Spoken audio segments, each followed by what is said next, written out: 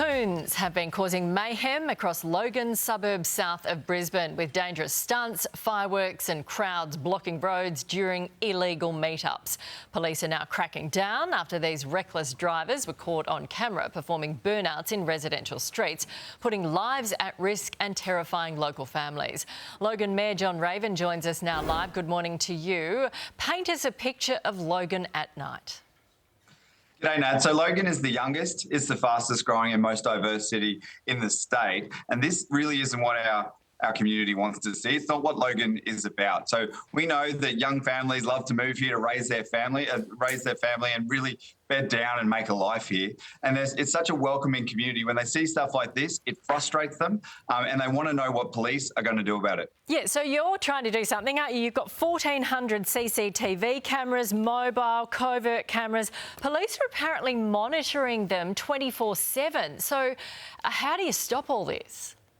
Yeah, so we're the only council in the entire state that has police in our camera room 24 hours a day, 7 days a week. And that means that in Logan, you get a faster response and harder crackdown from police than you do anywhere else. And our community loves that camera network because it makes them feel safe. But what local police are saying to me is that they'd like to see stronger powers. So things that don't just impact the hoon, the driver, but also impact their passengers, any spectators, and really strong minimum penalties so they can't just get a slap on the wrist when they go to court. Is that what's happening? Because you've got, stories like the dad whose tradie son has just had 12 Ks worth of his tools stolen and he's about to finish his apprenticeship. You've got people, hooning around with, stolen cars, no plates. Would that stop them, do you think? Tougher penalties?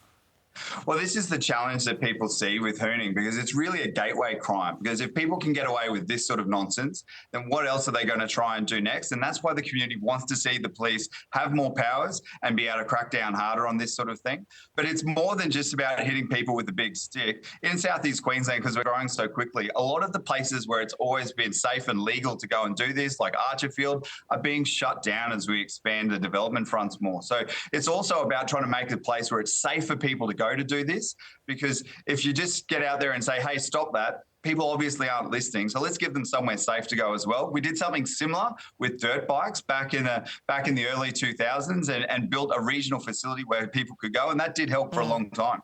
Okay, yeah, it's so dangerous. You've got, pedestrians just about being hit. You've got a new Premier. What do you want to say to Chris Foley? How could he help you?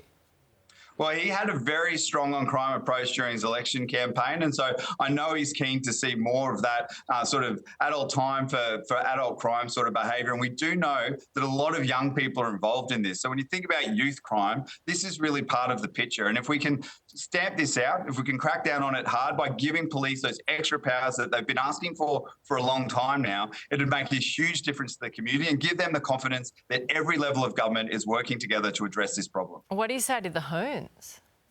Just get out of Logan, right? So, and the challenge is that it really is a mobile crime. So as soon as police come and crack down on Logan, they move to places like Gold Coast and Brisbane and Ipswich, because it's not a crime that has an anchor. They don't need a building to do it in. They'll just go wherever it suits them. And so that's why it's so important that police have the powers to grab the cars, to impound them and ultimately to crush them, but also to have the sort of license suspensions that happen the moment they're caught. So you don't need to wait for a court process. Okay. If you are hiding your face in a car and driving it dangerously, there should be no if, buts or maybes. You should lose your licence immediately while the court resolves itself. Okay, interesting. John, thank you very much. We'll keep in touch. Here's Sherlock. Thanks, Nat. Have a great day.